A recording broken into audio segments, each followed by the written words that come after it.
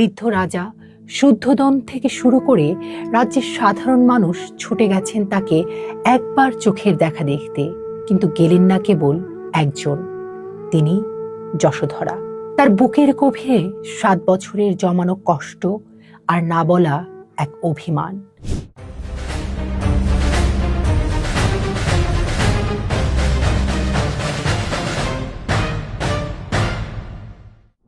যে রাতে বুদ্ধ ঘর ছেড়েছিলেন তখন চারপাশ ছিল শুনশান এক গাঢ় নীরবতা।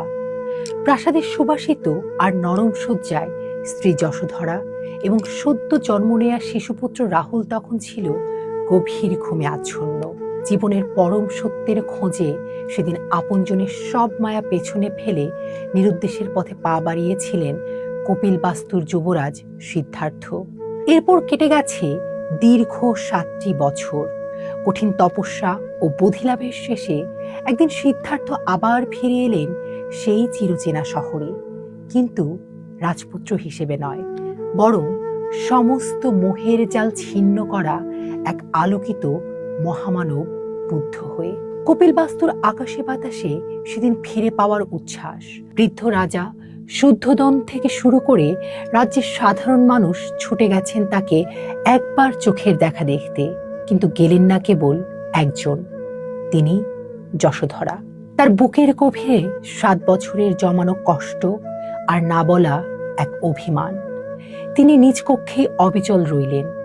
মনে মনে হয়তো ভাবছিলেন, যদি আমার প্রতি তার বিন্দুমাত্র ভালোবাসা থেকে থাকে তবে তিনি নিজেই আমাকে দেখতে এই ঘরে আসবেন।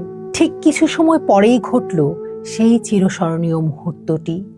মণ্ডিত মস্তক, গায়ে গৈরিক চিবর আর হাতে একটি কাঠের ভিক্ষাপাত্র নিয়ে যশোধরার কক্ষের দরজায় এসে দাঁড়ালেন বুদ্ধ। কোথায় সেই জাঁকজমক, কোথায় সেই পুরনো রূপ? তার সমস্ত অস্তিত্ব ঘিরে তখন অদ্ভুত শান্ত ও স্নিগ্ধ এক আভা। 7 বছরের বিরহের পর এই মুখোমুখি হওয়ার মুহূর্তটি ছিল অবিশ্বাস্য রকমের নীরব।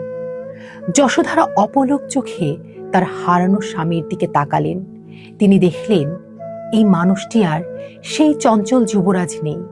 তার চেহারায় এক অগাধ প্রশান্তি আর সমগ্র সৃষ্টির প্রতি অপার করুণা। যে তীব্র অভিমানের পাহাড় যশোধরা এত বছর বুকে পুষে রেখেছিলেন তা নিমিষেই ধসে পড়ল। তিনি আর স্থির থাকতে পারলেন না।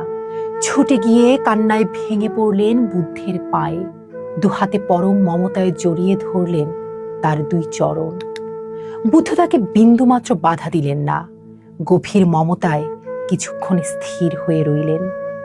সেদিন দুজনের মধ্যে একটি বাক্য উচ্চারিত হয়নি।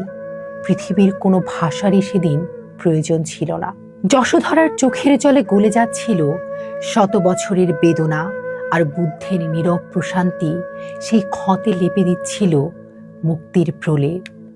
ওই একটি নীরব মুহূর্তেই যশোধরা উপলব্ধি করেছিলেন তার স্বামী আজ আর তার একার নন, তিনি এখন পৃথিবীর সমস্ত ব্যথিত আত্মার আশ্রয়। এরপর শিশুপুত্র রাহুল এসে পিতার কাছে উত্তরাধিকার চাইল।